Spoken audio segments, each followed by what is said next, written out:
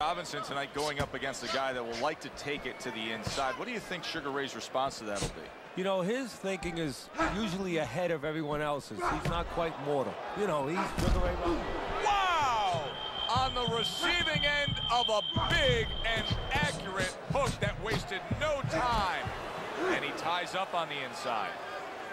Keep busy, guys. Come on now. Keep busy. A good block by Ricky Hatton.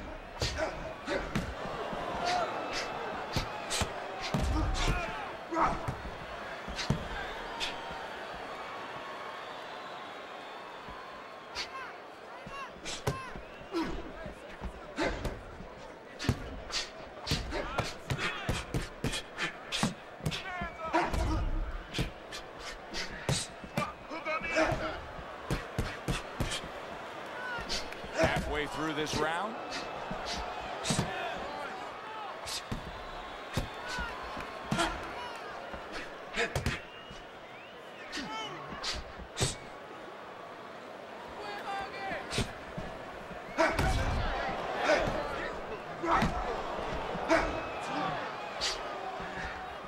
Oh, and there you go. Oh, and a crushing hook just gets right to him.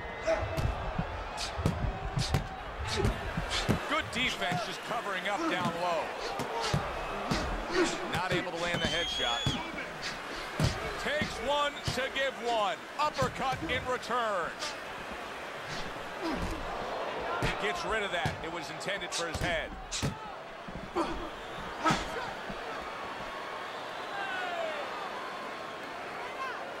Just 10 seconds to go in this round. What's your approach? Well, you know, that's a great question. My approach is that I have to remind him that he's on common ground. He's probably going to think he's in a place where he's never been before, but I'm going to remind him, hey, remember you got hurt in the gym? And then give him something to correct the problem. You know, tell him some technical things that he needs to hear. That was not well targeted by Ray.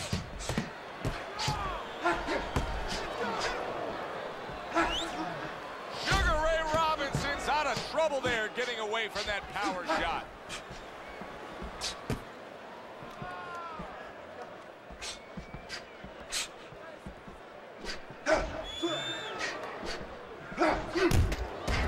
Teddy, why is it in boxing that there are so many distinct styles that are defined by geography or culture or ethnicity, where we have a Mexican-styled fighter, an Eastern European, you know, upright fighter, an American-styled fighter? Why is that? Because you are influenced by your surroundings, by the temperament of the people in your surroundings. Aggressive people, aggressive style. Very thoughtful. Oh! 1, 2. Can Ricky Hatton find a way? He went down and now beating the count and looking to continue and survive. Well, I think a lot of us wanted to find out what would happen when this moment came, if it did come. Right now, Hatton wants to find out too. See, he's got his guard up really well that time, and it protects his head.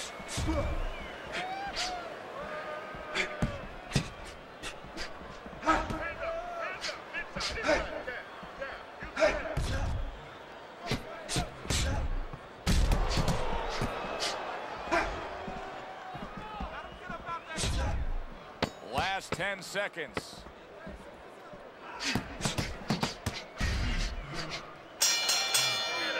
This will be a momentum killer, believe it or not. How so? Joe, I've had guys where the worst thing that happened to them in the fight was when they scored the knockdown, because they thought it was just going to keep happening.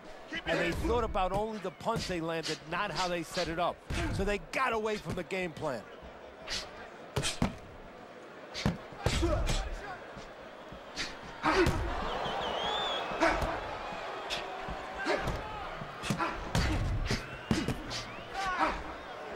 Ricky Hatton's cut is near his eye. I think it's below his eye, but you can see it opening up a bit here. We'll see how much of an effect it has on this fight.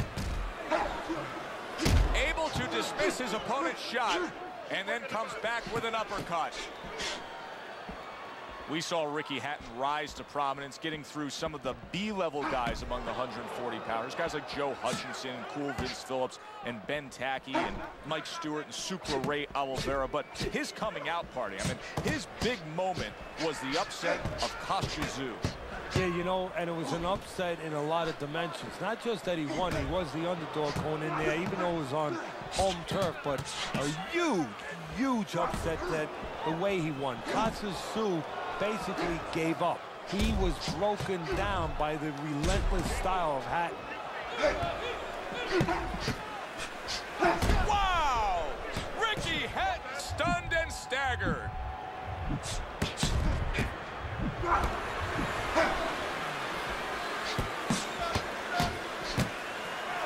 Protecting his head well with his guard.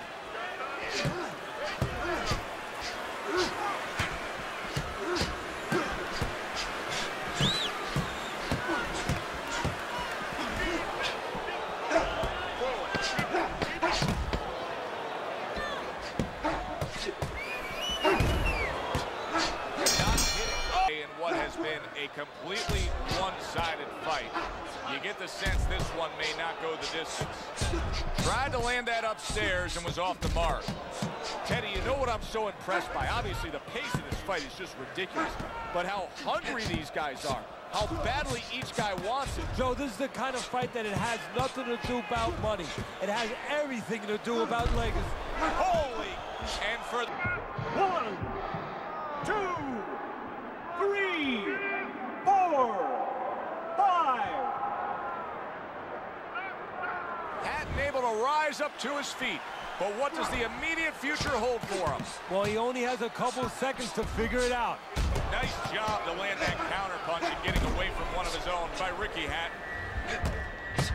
He is not meant for... Damn, at a bad distance. No man's land.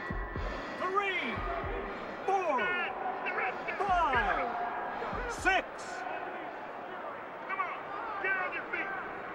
He's got the heart of a warrior to get up again. He beat the count again there. Nice block by Hatton.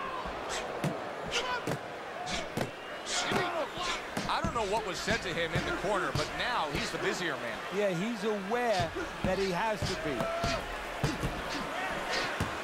Teddy, what would you recommend based on what we're seeing here tonight? Well, 2 aspirin and then go, oh no, actually I would say a little counter punching would be just what the doctor ordered. That's a better prescription for him. Needs to improve that accuracy, missed with the headshot.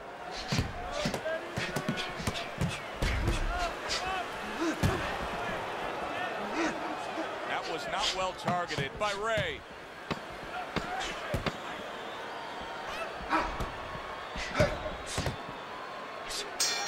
Well, the first thing that I do is I sit him down, I get water on the back of his neck. You know, I bring him to a sense, I make sure that he's clear and everything, and then I tell him why he got his backside put on that canvas so he can correct it, and he doesn't go out there and get caught again with the same punch.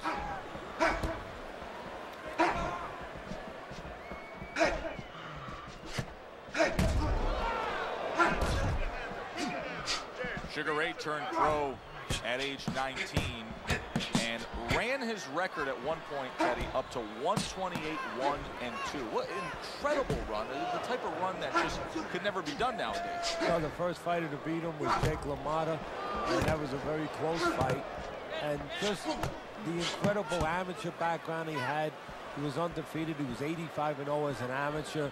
So obviously he already understood several things. Technically he was solid, he had great talent, but he understood how to win. I don't know which... Oh, and there you go.